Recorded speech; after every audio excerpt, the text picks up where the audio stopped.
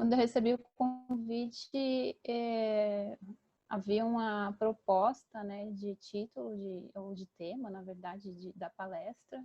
E o que tinha sido proposto para mim era falar um pouco sobre dinossauros, porque dinossauros, eles são muito chamativos, né? Então, tem toda uma cultura de que se você fala que é paleontólogo, as pessoas já pensam logo em dinossauro. E aí eu aproveito esse momento para esclarecer para aqueles que ainda não tiveram a oportunidade de pensar sobre o assunto, né? Que paleontologia não é só dinossauro. E aí eu até fiz uma brincadeira com o título, né? Então, uma história muito antes dos dinossauros. A gente tem no Brasil e no mundo, né, muitas coisas para contar sobre eventos de evolução biológica e sobre eventos da evolução da própria Terra, né? E os feedbacks entre esses dois grandes elementos aí, a Terra e a vida, né?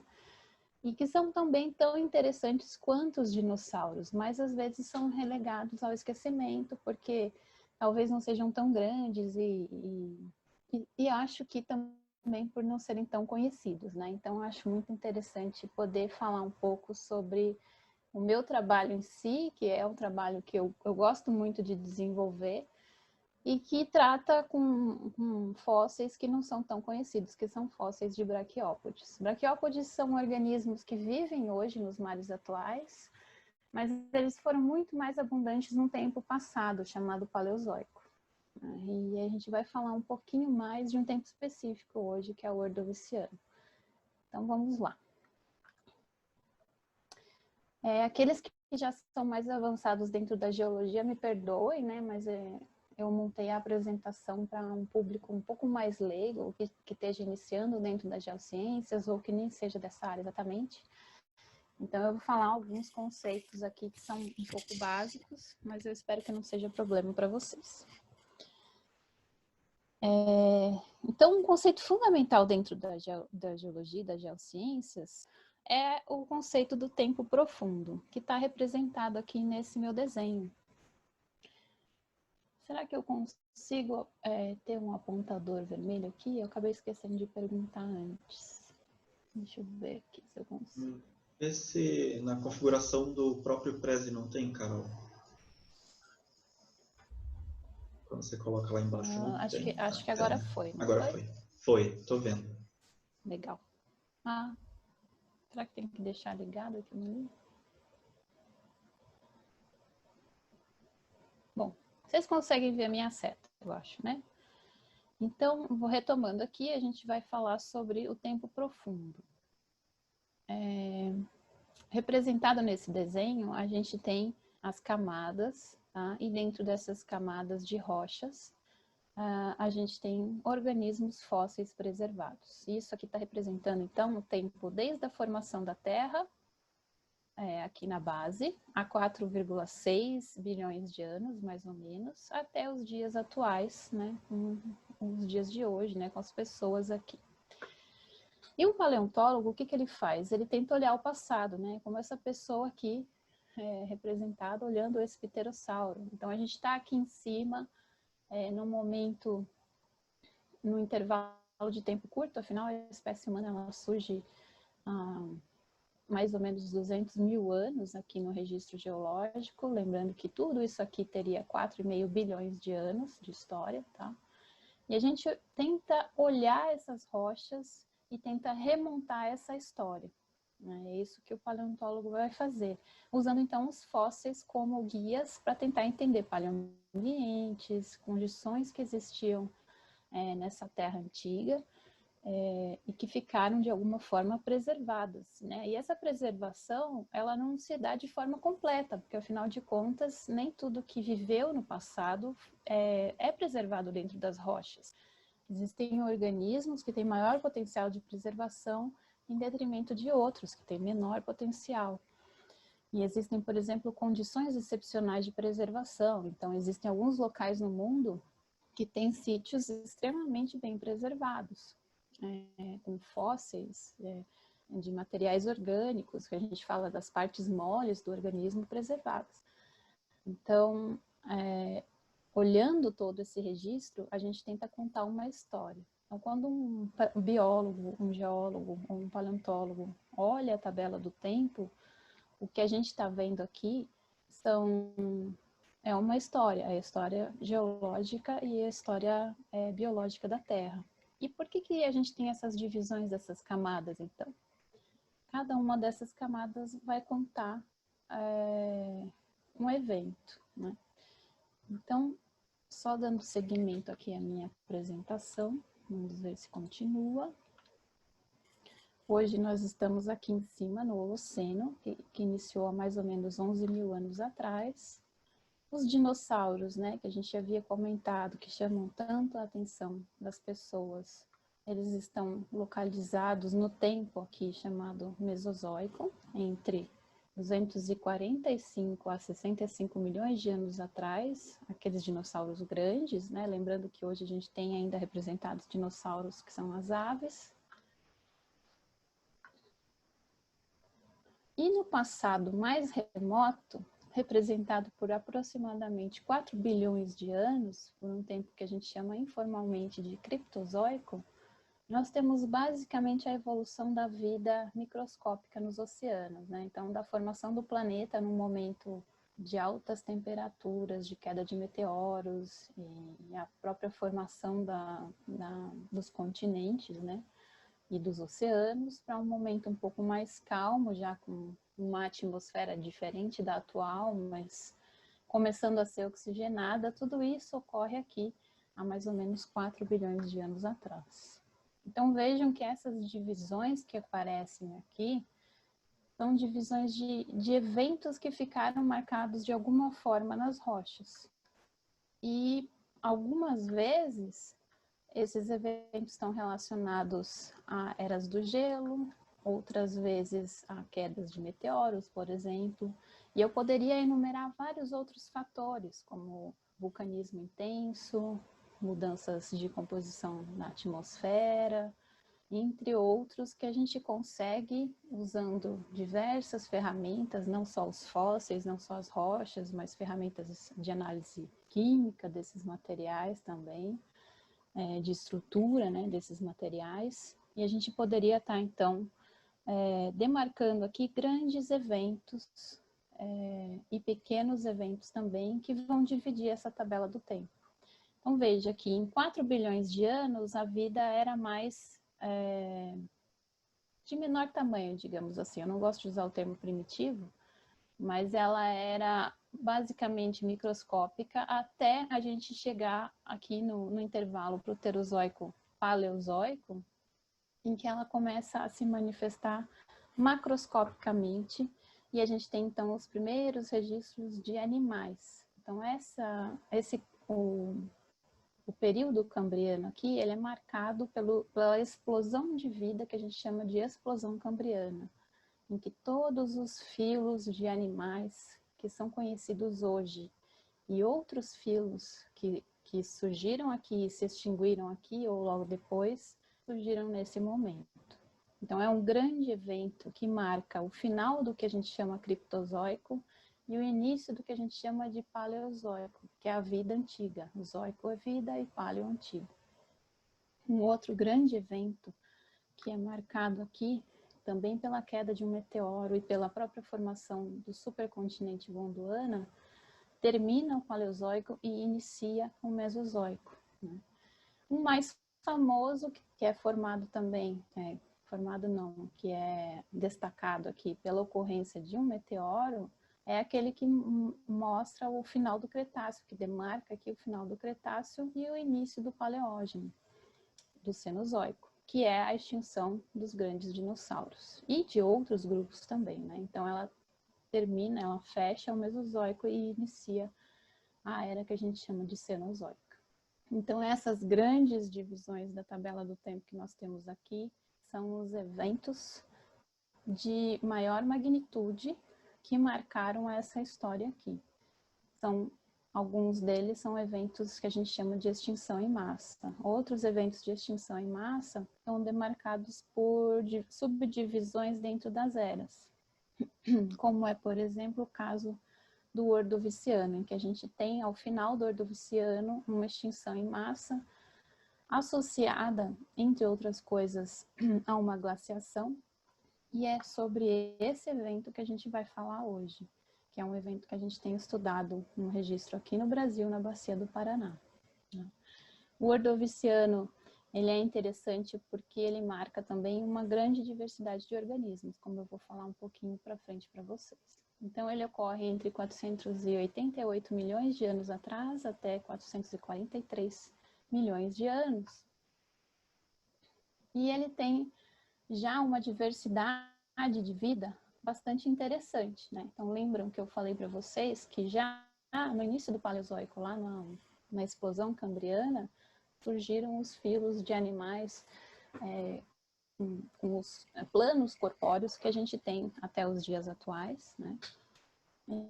E outros que são bastante bizarros no primeiro momento, né? Só a explosão cambriana daria umas 2 ou 3 palestras bem interessantes para a gente falar. Mas apesar desse grande surgimento de planos corpóreos que nós temos nesse momento, vocês vão ver que o Ordoviciano é que tem a maior diversidade de vida surgindo.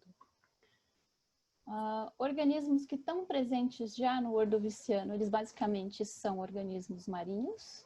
Então, vocês veem aqui um cefalópode de concha reta, alguns equinodermos populando esse substrato. Aqui outros cefalópodes de concha reta, temos trilobitas aqui embaixo, alguns vegetais, né, nesse mar. Lembrando, então, é um registro basicamente marinho que nós vamos estar comentando hoje. Quais são os eventos importantes do Ordoviciano e que levam a gente a fazer uma pesquisa sobre isso, né? Algumas considerações que a gente pode falar são essas duas aqui, né, que eu destaquei para a apresentação de hoje.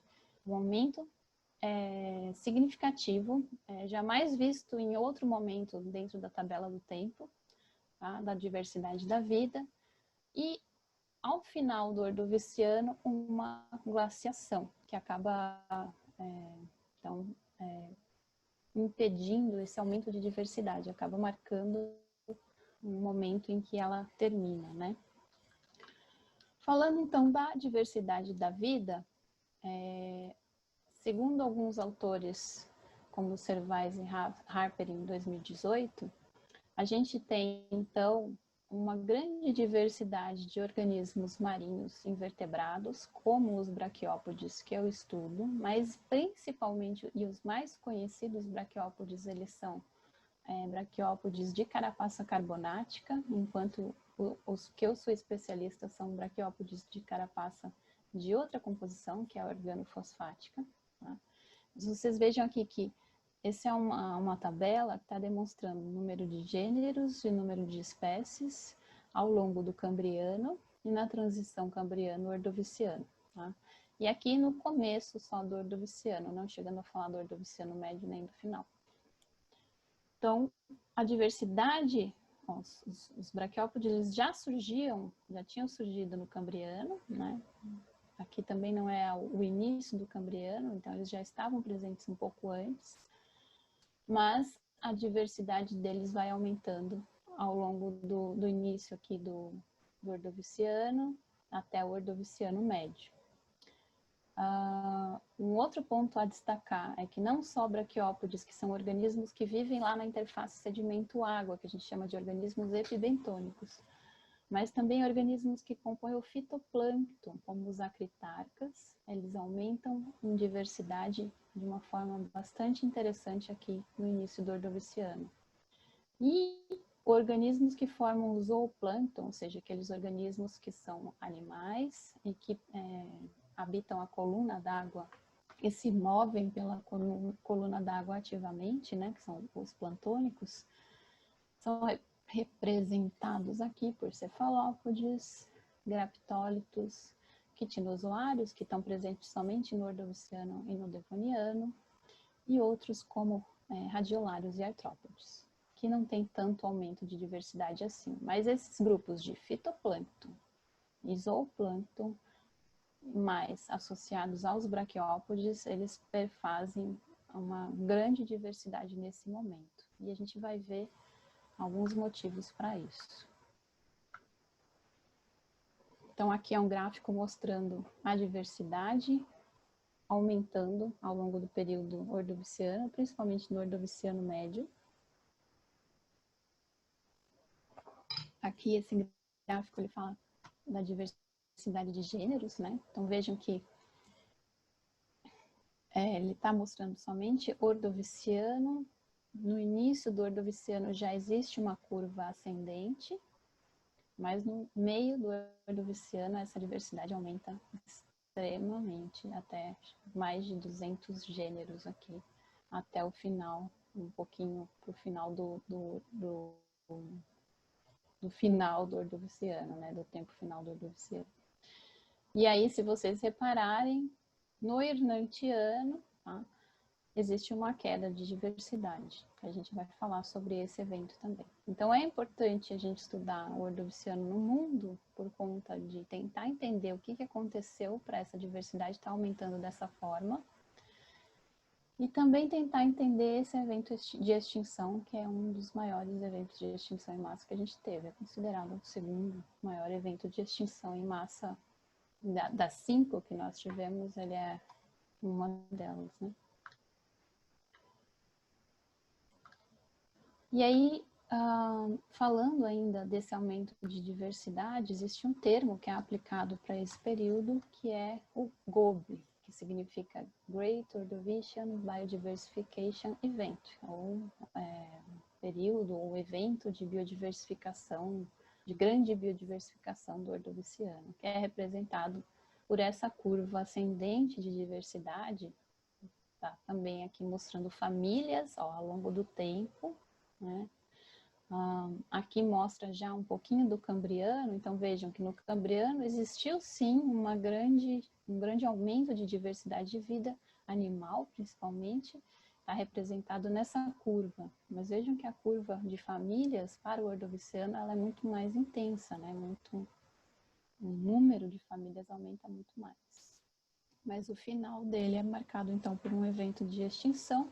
E aqui a gente percebe outros eventos de extinção, ao final do Devoniano, ao final aqui do Permiano para o Triássico, no final do Triássico e aquela mais conhecida de todas, no final do Cretáceo. Então, muitos pesquisadores mundo afora estudam GOB para tentar entender as origens dessa biodiversificação aqui. E o registro que nós temos no Brasil, na verdade, vai falar mais sobre esse evento da glaciação ao final. Opa, poderia ter mostrado aqui, né? Outro ponto que é bastante interessante e que tem essa relação com o GOB e com o aumento de diversificação é, na verdade, uma consequência, um resultado dela. Que antes do Cambriano, no Neoproterozoico, naquilo que eu chamei de Criptozoico lá no começo, a gente tem alguns registros de metazoários, né, que não tem muita relação com organismos atuais, e o que a gente percebe é que a preservação deles está muito associada à presença de filamentos não, qual que é o termo? São... Ô Jairo, me ajuda aí que eu esqueci. Aquelas... Microbiomets, eu esqueci. Microbiomets, como é que traduz isso? Microbial. Esteiras. Esteira microbiana. As esteiras microbianas. Desculpem, gente. Porque às vezes a gente lembra do termo em inglês e não lembra a tradução. As esteiras de micróbios. Então, o que significa a presença dessas esteiras? Que os sedimentos em si, eles não eram oxigenados. Então, os organismos, eles não habitavam as camadas, nem as mais superiores, quer dizer, só as mais superiores onde estavam esses metgrounds, essas esteiras microbianas. Mas não existiam organismos infaunais, tá? Não existe registro de icnofósseis neste período aqui de metazoários, tá? Quando nós temos a explosão cambriana, a diversidade organismos macroscópicos de animais, já com umas carapaças biomineralizadas, fracamente biomineralizadas ou altamente biomineralizadas, mas animais que se movem, animais que têm olhos para caçar, que é toda uma revolução, que eles falam uma revolução armamentista, né? Porque você consegue se mover, você consegue ver a sua presa, se ela consegue te ver, ela consegue fugir. Então, isso ocorre na explosão cambriana e associado a isso há um evento de infaunalização, ou seja, de colonização do substrato. Isso significa, então, que esse substrato, pelo menos as partes iniciais dele, ali do contato da água com o sedimento, eram mais oxigenados. Mas no Gobi, o que se percebe com o aumento da biodiversidade é que o plâncton também vai ser povoado, tá? Então, toda a coluna da água começa a ser povoada e também há uma infaunalização maior desses organismos, ou seja, há também a presença de oxigênio, né, nesses sedimentos um pouco mais em profundidade.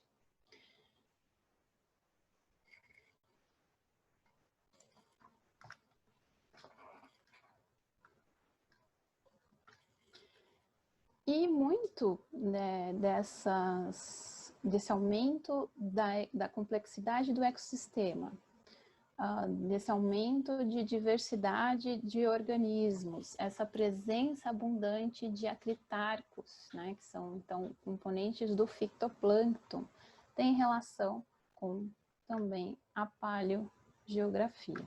Vamos ver se vocês conseguem assistir o vídeo.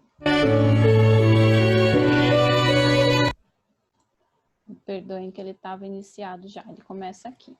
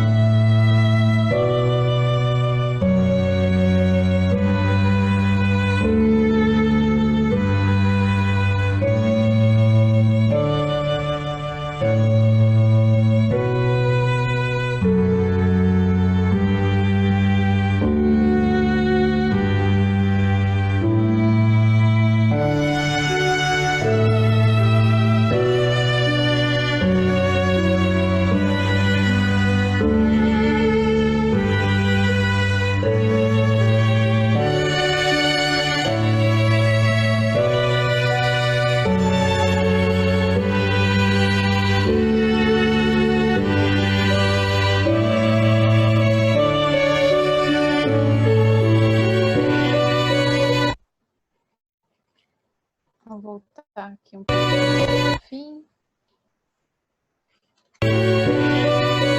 Eita, tá difícil.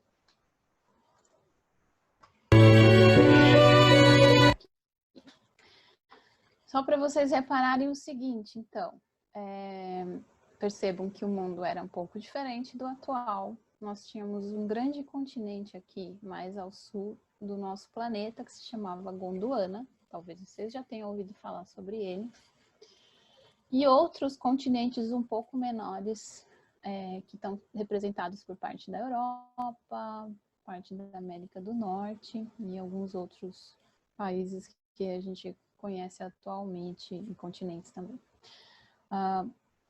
Vocês percebem que essas áreas verdes são as áreas continentais, então onde a gente teria, por exemplo, organismos vivendo nesses continentes, apesar de a gente não ter muita diversidade de organismos continentais nessa época, era basicamente vegetais, por isso até que é colocado mais verdinho, e a gente tem áreas em azul mais claro que representam porções de plataforma, ou seja, porções de mares mais rasos.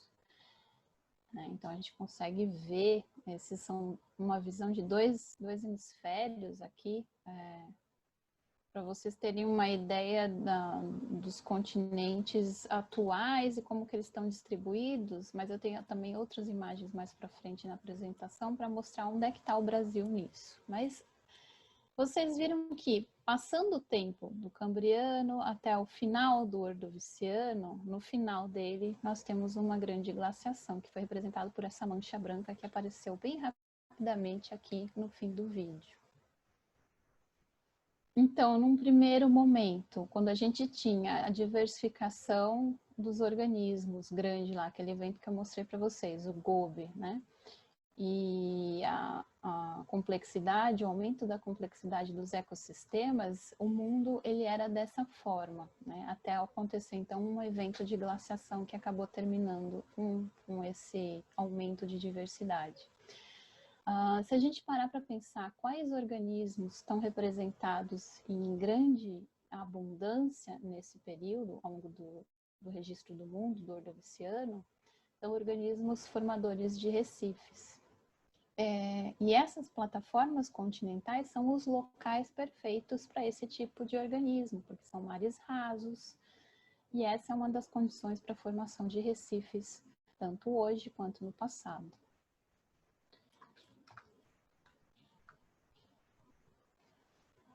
Então vejam que para a gente estudar um evento, um tempo, né, como o Ordoviciano, a gente tem que pensar em não só estudar os fósseis, mas tentar relacionar isso às condições paleoambientais que existiam na época. E o Ordoviciano, ele tem um registro bastante interessante nesse sentido, porque ele tem um registro de organismos em vários continentes e a gente consegue fazer essas correlações entre esses registros e tentar unir esses eventos de alguma forma, né? Então, no primeiro momento, o aumento de diversidade é o ponto de interesse do Ordoviciano, mas no final também existe um evento interessante, que é o evento de glaciação. Aqui a gente tem uma outra representação do mundo no Ordoviciano, no final, mais para o final do Ordoviciano, aqui, na transição com o próximo período, que é o Siluriano. E aí vocês percebem que a América do Sul está localizada muito próxima ao Polo Sul, e ela está unida com a África, a Antártica, a Índia e a Arábia, enfim, alguns outros continentes que a gente vê hoje separados, né? E ao final dele a gente tem então essa glaciação aqui. Outros continentes que estão representados aqui mais nas áreas tropicais e equatoriais são continentes da Europa, a atual América do Norte, Canadá, né? A Sibéria estaria aqui. E a gente vai falar um pouquinho mais então do registro brasileiro dentro desse tempo do Ordoviciano. Então, o registro que eu trabalho nos meus projetos vem da bacia sedimentar do Paraná, aqui no Brasil. Não sei se todos estão familiarizados, então coloquei essa imagem para vocês verem a localização da bacia. Ela se estende não só no Brasil, mas outros países aqui da América do Sul. E essa imagem, ela está mostrando aqui na figura 2, mais ou menos onde fica a localização dos afloramentos que nós trabalhamos. Então, aqui está demarcado o estado de São Paulo, onde nós estamos hoje. Né? Então, ele fica mais ou menos entre Mato Grosso do Sul e Goiás. Né? Essa área foi prospectada e 2 afloramentos principais foram levantados, né? E aí, como eu falei para vocês, infelizmente a gente não tem registro do Ordoviciano inicial e médio, mas a gente tem basicamente a transição entre o Ordoviciano e o Siluriano.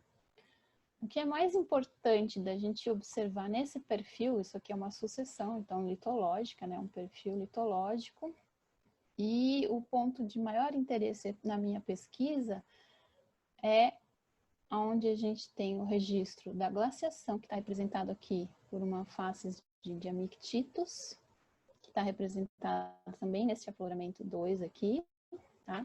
Esses Diamictitus são sucedidos por uma face de folheiros com clastos caídos, que são essas bolinhas que estão representadas aqui, e também está presente mais fracamente nesse segundo afloramento.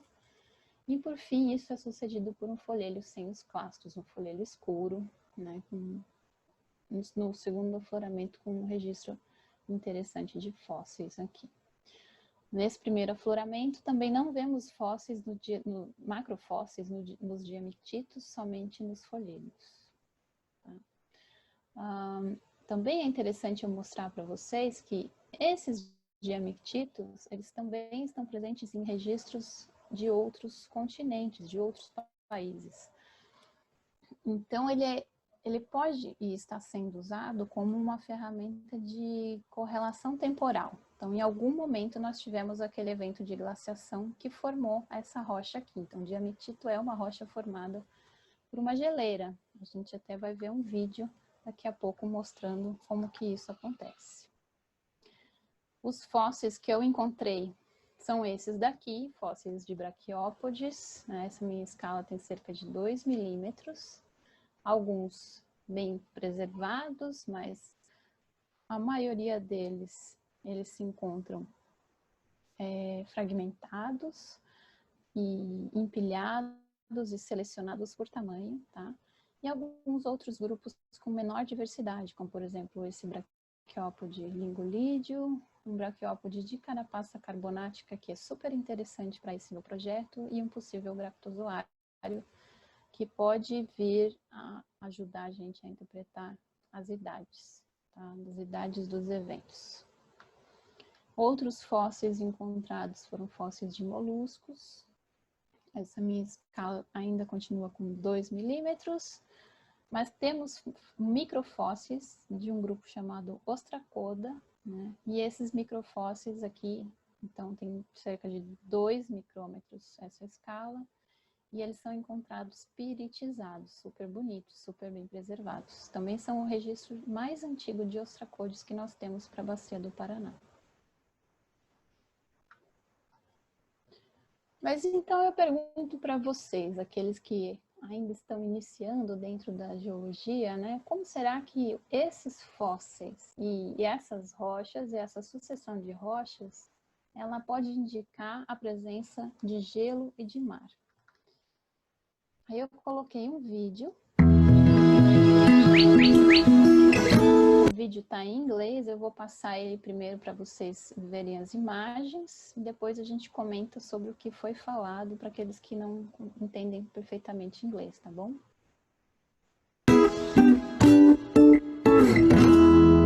How do glaciers shape the landscape? Glaciers are frozen rivers of ice which have immense power. Glaciers are so powerful, they can carve huge chunks out of mountains as they flow downhill. This makes them one of the most powerful natural tools on our planet. Glaciers are sometimes called nature's bulldozer. Just like a bulldozer, glaciers shape the land in 3 ways. Firstly, glaciers pick up material. We call this erosion. Water flowing along the bottom of the glacier seeps down into the rock below. When it freezes, it opens up the cracks in the rock. This is known as freeze-thaw weathering. Then, as the glacier flows downhill, pieces of rock come loose and the glacier pulls them along with it. We call this plucking. Ouch! These rocks and stones scrape along the glacier bed like sandpaper, taking more rocks and stones along for the ride. This is called abrasion. Secondly, the glacier transports this eroded material as it flows downhill. Some of it is hidden inside or at the base of the glacier where it can't be seen, but sometimes it is transported on the top of the glacier. This is why glaciers often look dirty. As the glacier flows down a mountain, it gets warmer and starts to melt. Just like a snowman, anything which cannot melt is left behind. As the glacier melts, the rocks and stones fall to the ground. We call this deposition. By now, this material is a tasty mixture of rocks, stones, sand and clay, known as glacial till. The melted ice turns into meltwater and flows downhill to join a river or lake. Today, Bom, então eu vou apontar agora o que eu acho mais interessante para vocês entenderem o registro que a gente está falando do Ordoviciano. Eu não sei se vocês já tinham reparado ou parado para pensar sobre isso, mas esses glaciais aqui, esses glaciares, né, eles são fragmentados, assim, tem essa cara de quebrados, porque na verdade eles caminham, que é o que está sendo mostrado um pouquinho mais para frente aqui no vídeo, né? Então ele até faz a comparação com um tratorzinho, né? Então as geleiras, elas vão caminhando e vão carregando sedimentos, e esses sedimentos, eles não são selecionados, eles podem ter diversos tamanhos e normalmente eles não vão ser arredondados. A geleira, ela é um grande modificador do relevo, ela vai carregando tudo que está na frente dela, ou que está dentro dela, né? Como foi mostrado um pouquinho mais para frente, quando ele fala desse esqueminha aqui. Então, isso aqui seria o corpo de gelo, né? E ele vai mostrando o movimento rápido, mas esse movimento não é tão rápido como aqui no desenho. Ele é bem lento, a gente não consegue perceber ele a olho nu. Mas ele acontece, basicamente pelo próprio peso da geleira também. Essa água que fica embaixo é uma água derretida. E é ela que vai fazendo feições erosivas nessa rocha que está aqui no contato da geleira, do gelo cristalizado e da própria rocha, né? Então aqui, por exemplo, a gente pode ter a formação de estrias glaciais, ou então, dependendo de aonde está, se esse gelo está entre duas montanhas, a gente pode ter a formação daquele vale em U, né? Então é isso que vai modelando ao longo do tempo as formas relacionadas aos glaciares. E aí mais para frente, ele vai mostrando, vamos ver aqui um momento mais interessante. Aqui, por exemplo, que a geleira, ela vai carregando pedaços de sedimentos, de rochas, de vários tamanhos, né? E isso vai caminhando conforme ela caminha também. E mais para o fim, que é interessante para nós, essa daqui é uma geleira, que essa água que está aqui líquida por baixo dela vai formar um rio, que é o que ela mostra logo depois com imagens reais, atuais, né? Formando um rio dessa água que fica por baixo aqui da geleira. No nosso caso, o que a gente tinha no Ordoviciano, o que a gente interpreta daqueles diamictitos é a geleira veio, ela depositou esse material aqui dessas rochas fragmentadas, esses sedimentos aqui, e material fino e grosso, que é o diamictito que eu falei para vocês, conforme ela caminhava e conforme ela regrediu também, né, a formação desses diamictitos. E ela era uma geleira que ela tinha o contato com o mar.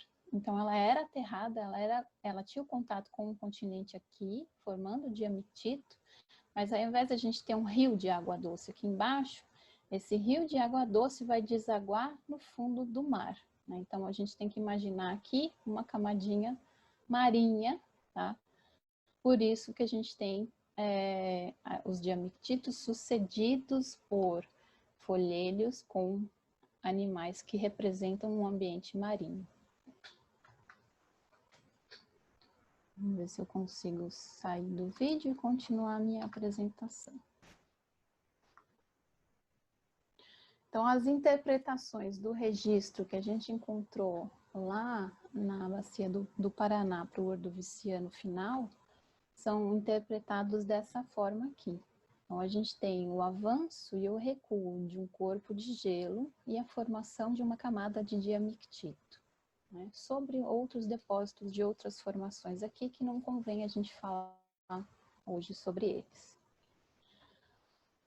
A geleira, ao avançar em cima do diamictito, ela tem então aquela água de degelo por baixo aqui, como a gente tinha comentado antes. E essa água de degelo, vejam que a gente tem aqui uma linha marinha, uma linha da água do mar, tá? Então ela, como eu falei para vocês, ela é uma geleira aterrada, ela estava em cima de um continente, mas o mar estava em contato com a sua margem.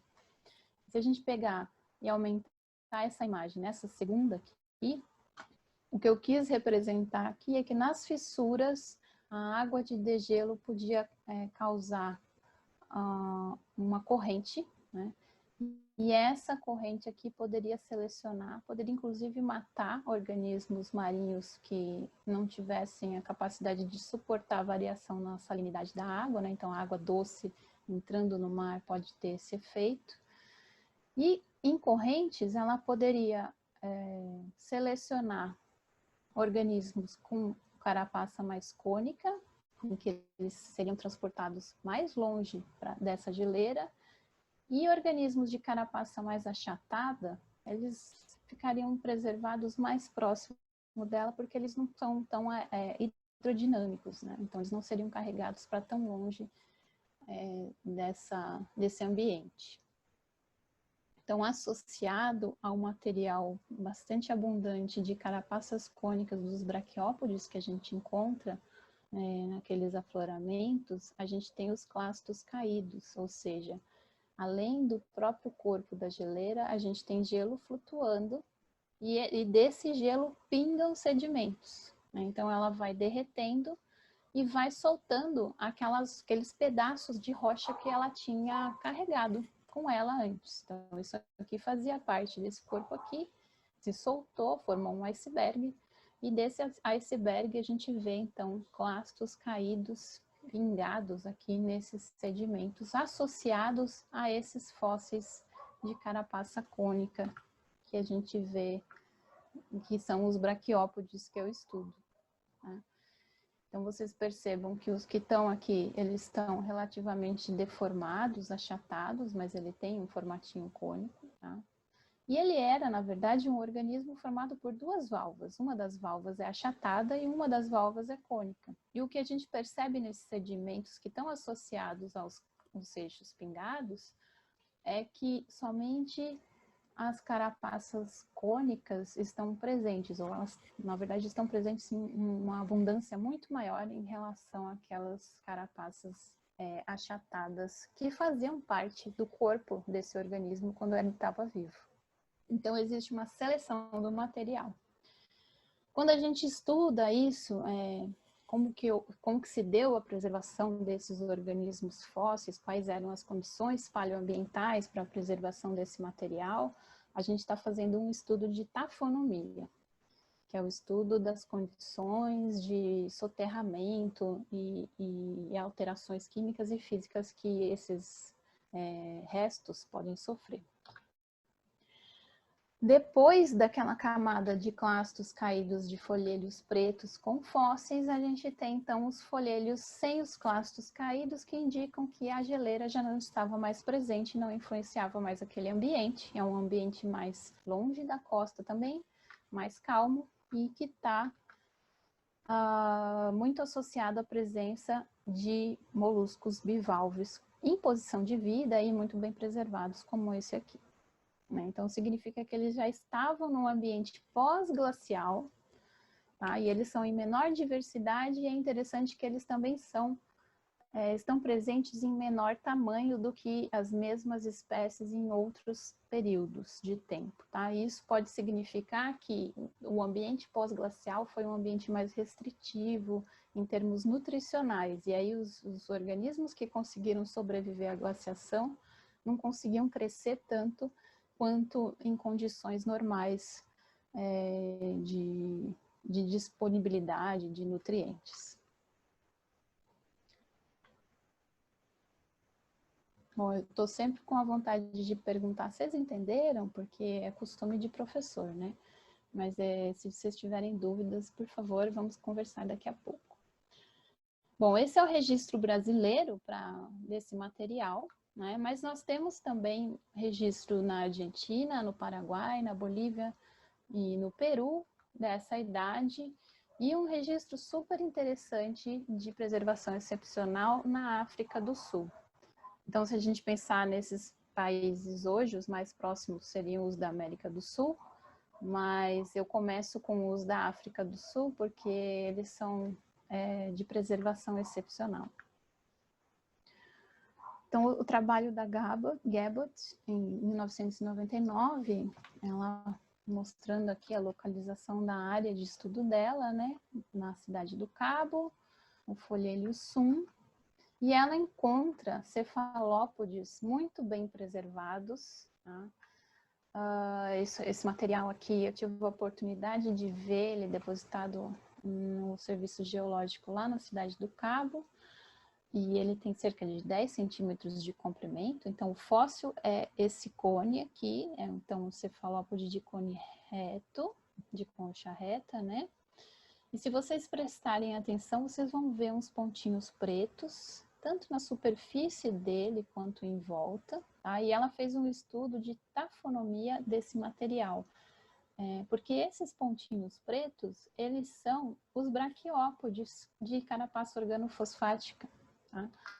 Que, deixa eu mostrar aqui para vocês, são muito semelhantes aos que a gente encontra aqui no Brasil, muito semelhantes, tanto que nós classificamos como o mesmo gênero, uma espécie diferente, mas o mesmo gênero.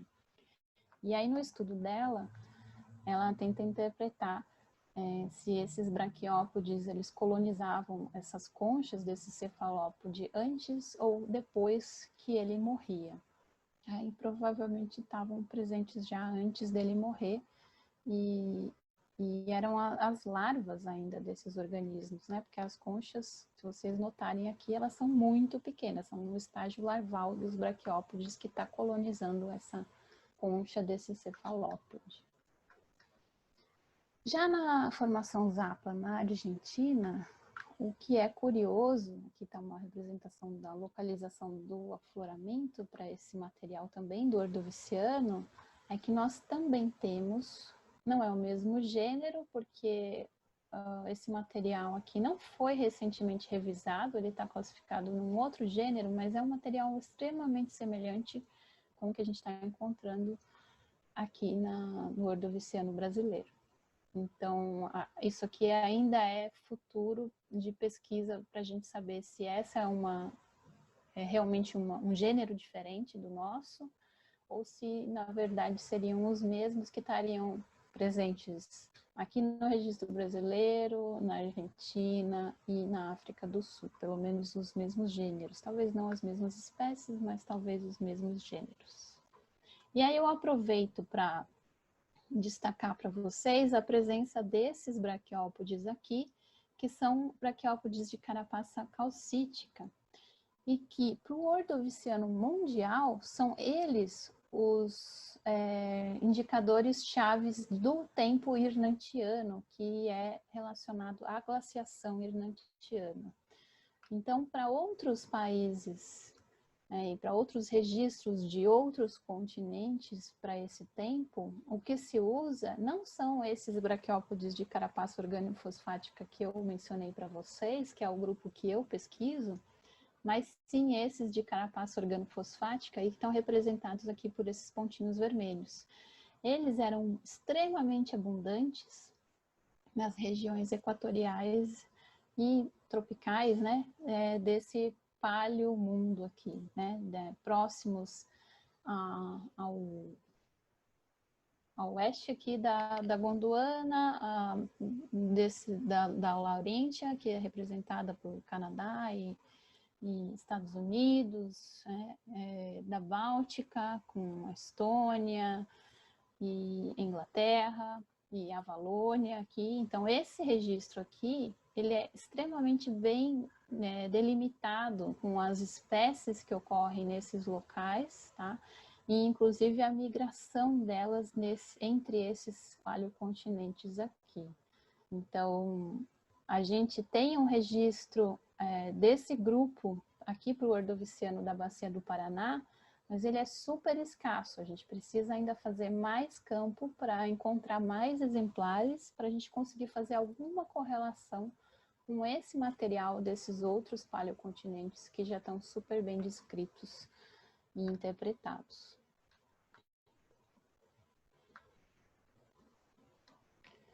Então, eu mostrei um pouco para vocês de uma perspectiva de um tempo diferente, que talvez vocês não tivessem ouvido falar antes, de alguns eventos interessantes que ocorreram aí ao longo do tempo geológico do Ordoviciano, principalmente, e mostrando a importância da gente fazer pesquisa pura, né? Porque não chega a ser uma pesquisa aplicada, isso é uma pesquisa pura, mas que é extremamente interessante, que a gente consegue fazer correlações com outras partes do mundo, e que, como pesquisa, possibilita a gente a ter contato com outros pesquisadores de outros lugares e abrir o nosso conhecimento para essa nossa história, né, geológica, que é tão interessante. Eu espero que vocês tenham gostado da apresentação e, se tiverem dúvidas, a gente já pode falar sobre isso. Eu só gostaria de aproveitar um tempo bem curtinho para falar de uma outra proposta que eu tenho, que é um projeto de uma exposição, talvez vocês já tenham ouvido falar. É uma exposição que eu quero fazer no ano que vem sobre o tempo profundo, e a gente está com uma campanha de colaboração coletiva para ela, então quem quiser ajudar pode doar algum valor para a gente conseguir ter o projeto real no ano que vem, ou então, se não puder ajudar com nenhum valor, que pelo menos compartilhe para que outras pessoas saibam do projeto e que apoiem a nossa ideia. Eu vou mostrar um pequeno vídeo sobre a proposta em si da exposição e a gente também pode falar sobre ela se vocês quiserem.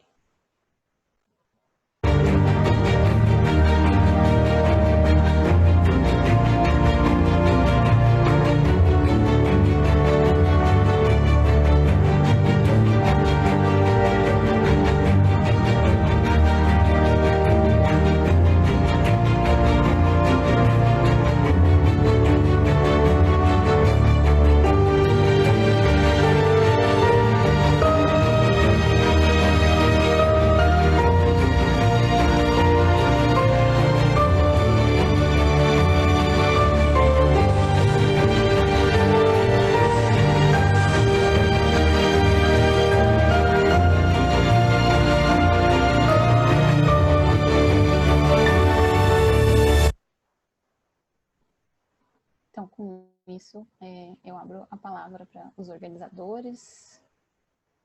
Vou parar de compartilhar aqui.